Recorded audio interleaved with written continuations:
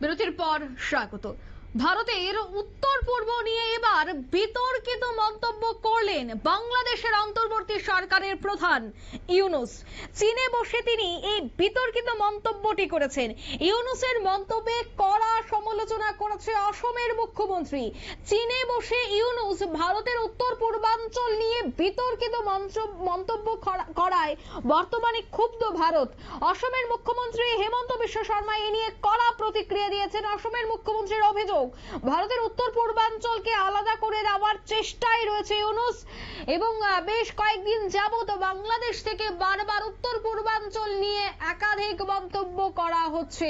ঠিক চীনে বসে মোহাম্মদ ইউনূস কি বলেছেন শোনাচ্ছি। 7 states of India, eastern part of India, called Seven Sisters. They are landlocked country, landlocked region of India. They have no way to reach out to the ocean. We are the only guardian of the ocean.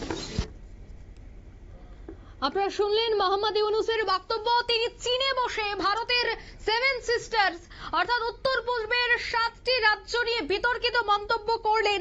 তবে কিভাবে তিনি চীনে বসে ভারতের এই উত্তর পূর্বাঞ্চল নিয়ে মন্তব্য করতে পারেন, এই বিষয়টা নিয়ে কিন্তু এবার অসমের মুখ্যমন্ত্রী তিনি রীতিমতো ক্ষুব্ধ হলেন এবং তিনি একেবারে ইউনূসে তুলোধুলো করলেন। অন্যদিকে সে বিষয়ে আরো বিস্তারিত জানবো। টেলিফোন লাইনে যুক্ত হয়ে গেছে প্রতিনিধি রাজীব দত্ত। রাজীব, একদিকে ভারতের সাথে বৈঠক করতে ইউনূস মরিয়া হয়ে রয়েছে। চীনের সাথে বৈঠক করার আগে ভারতের সাথে যেন তিনি বৈঠক করতে পারেন তার জন্য রীতিমতো তিনি বহু চেষ্টা করেছেন। তবে এবার সেই ভারতের উত্তর পূর্বাঞ্চল নিয়ে তিনি চীনে বিতর্কিত মন্তব্য করলেন। কি বলবে এই বিষয়টা নিয়ে?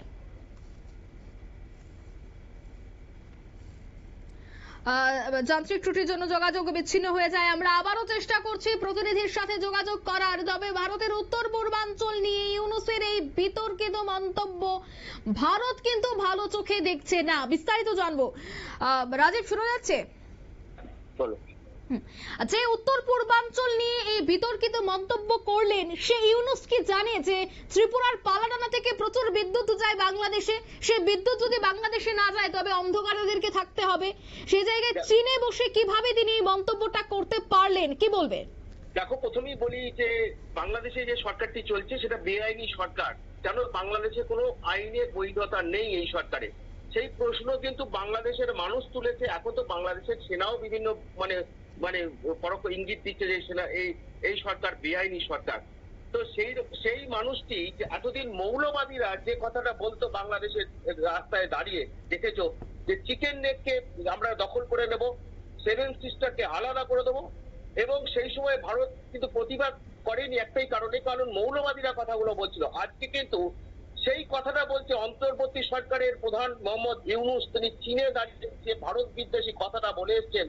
সত্যি যে ভাবতে হয় যে এতদিন যে মৌলবাদীরা যে কথাগুলো বলছিলেন সেটা আসলে ইউনূসেরই কথা বলছিলেন, ইউনূসের শিখিয়ে দেওয়া কথাগুলি বলছিলেন।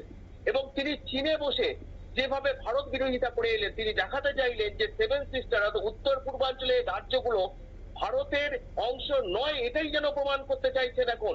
শুধু তাই নয়, তুমি আশ্চর্য ঘটনা যে সেখানে চীনকে তিনি আমন্ত্রণ করে এসছেন যে উত্তর পূর্বাঞ্চলে ব্যবসা বাড়ানোর জন্য আপনারা আসুন। উনি কে দাদাগিরি করার?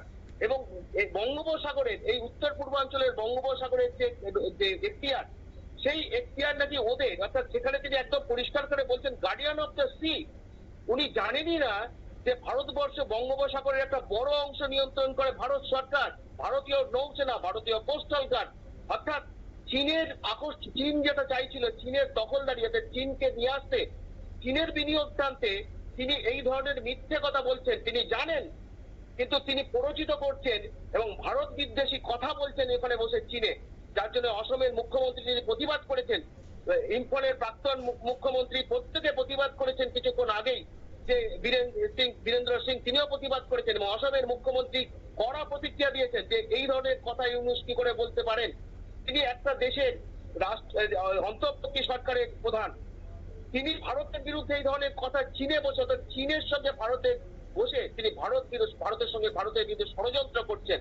তিনি ভারতের দেখাতে চাইছেন যে নর্থ ইস্টের রাজ্যগুলো ভারত নয়, ভারতের অংশ নয়, যে কথাগুলো মানে আগে মৌলবাদীরা বলেছে যে নর্থ ইস্টকে আলাদা করে নেবো, নর্থ ইস্টকে মানে নর্থ ইস্ট ভারতের নয়, এগুলো মৌলবাদীরা বলতেন। অর্থাৎ মানে অত্যন্ত একটা খারাপ কাজ তিনি আজকে করেছেন যে ইউনুস ভারতের সঙ্গে বন্ধুত্ব করার জন্য, মোদির সঙ্গে বৈঠক করার জন্য চীনে যাওয়ার আগে মোদির সঙ্গে বৈঠক করতে চেয়েছেন। যে ইউনুস আগামী 4 এপ্রিল যখন মোদি বিমস্টেক সম্মেলনে যাচ্ছেন সেখানে মোদির সঙ্গে বৈঠক করতে চেয়েছেন, অথচ তার ক্যারেক্টার দেখো, চরিত্র দেখো বাংলাদেশের অন্তর্বর্তী সরকারের। আসলে এই সরকারের তো কোনো বৈধতা নেই, কারণ এরা ক্ষমতায় থাকবে না। এটা বাংলাদেশ সেনাও বলে দিয়েছে যে নির্বাচিত সরকার চাই, নির্বাচন করতে হবে ডিসেম্বরের মধ্যে, এবং তখন তো এরা ক্ষমতায় আসবে না, কারণ ইউনিয়নের কোনো রাজনৈতিক দল নয়। এরা হচ্ছে মৌলবাদীদের দ্বারা নির্বাচিত করা হয়েছে একটা প্রতিনিধি সেখানে বসানো হয়েছে, যার আইনি কোনো বৈধতা বাংলাদেশ আইনে নেই।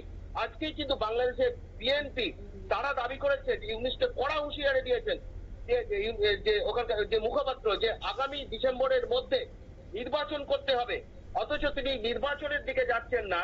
তিনি ভারত বিরোধী কথা বলছেন। ভারত প্রতিটা মুহূর্তে তাদের পাশে দাঁড়াচ্ছে, নিত্য প্রয়োজনীয় জিনিসপত্র পাঠাচ্ছে। কয়েকদিন আগে যেন চাল গেছে, আরো চাল যাবে। বাংলাদেশকে সমস্ত রকম সহযোগিতা করছে। ভারত যদি একবার সাহায্য বন্ধ করে দেয় তাহলে বাংলাদেশের মানুষ খেতে পাবে না। কিন্তু ভারত অত্যন্ত মানবিক দৃষ্টিভঙ্গি নিয়ে দেখে, কারণ বাংলাদেশের মানুষ 90% মানুষ তারা তো অন্যায় করেনি কিছু। এইরকম কিছু মৌলবাদী শাসকের জন্যই আজকে বাংলাদেশের এই অবস্থা।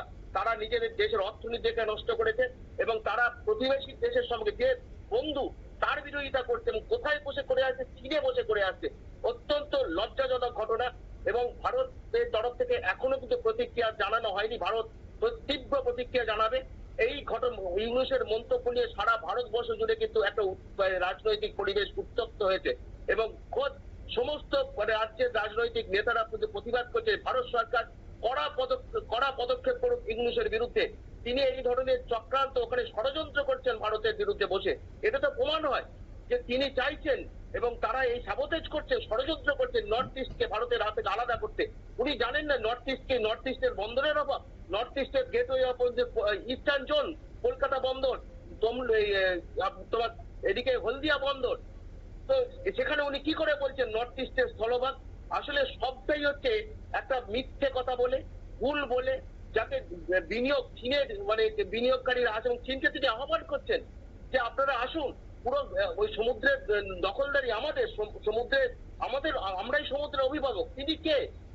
তিনি তার 2 দিন নির্বাচিত হলে তিনি সরকারে থাকবেন না, তখন একটা নির্বাচিত সরকার থাকবে। আসলে নির্বাচিত সরকার নয় বলে, মৌলবাদী বলে তিনি যা খুশি তাই বলতে পারেন, কখনো একটা নির্বাচিত সরকার বলতে পারে না। এবং জানেনও না যে ভারতের সঙ্গে বাংলাদেশের কি নদীপথের চুক্তি, সামুদ্রিক চুক্তি কি আছে, উনি জানেনই না। উনি না জেনে এই ভারত বিদ্বেষী কথাগুলো বলে এলেন চীনে বসে। অঙ্কিতা, ধন্যবাদ। অর্থাৎ চীনে বসে এবার বিতর্কিত মন্তব্য করলেন। চীনে যাওয়ার আগে ইউনুস ভারতের সাথে বৈঠক করতে চেয়েছিলেন, সে কথা ভারত দাবি করেনি, সে কথা দাবি করেছে বাংলাদেশ। একদিকে ভারতের সাথে বৈঠক তিনি করতে চাইছেন, কারণ বিদ্যুৎ থেকে শুরু করে সকাল থেকে যে নিত্য প্রয়োজনীয় জিনিসপত্রের দরকার হয় সবটাই ভারত থেকে যায়। আর সেক্ষেত্রে যদি ভারতের সাথে সম্পর্ক খারাপ হয় তবে তাদের জীবন যাপনে যে অনেকটাই ব্যাঘাত সৃষ্টি হবে তা কিন্তু তিনি অচিরেই বুঝতে পেরেছিলেন, যার জন্য তিনি দ্বিপাক্ষিক বৈঠকের জন্য বহুদিন যাবৎ তিনি কথা বলে এসেছেন। যদিও সেই বিষয়টায় আমল দেয়নি ভারত, তবে তিনি চীনে বসে কেন ভারতের উত্তর পূর্বাঞ্চলের দিকে তিনি আঙুল তুললেন, কেন উত্তর পূর্বাঞ্চল নিয়ে তিনি বিতর্কিত মন্তব্যটা করলেন? ভারতের উত্তর পূর্বাঞ্চল কেমন রয়েছে সেটা ভারত সরকার দেখবে। আপনাকে কে দায়িত্ব দিয়েছে ভারতের উত্তর পূর্বাঞ্চল নিয়ে কথা বলার, তাও আবার চীনে বসে? এই বিষয়গুলি নিয়ে কিন্তু এবার আবারও প্রশ্ন চিহ্নের মুখে দাঁড়িয়েছে ভারত এবং বাংলাদেশের দ্বিপাক্ষিক সম্পর্ক নিয়ে। নিচে ছোট্ট একটি বিজ্ঞাপন বিরতি, সঙ্গে থাকুন।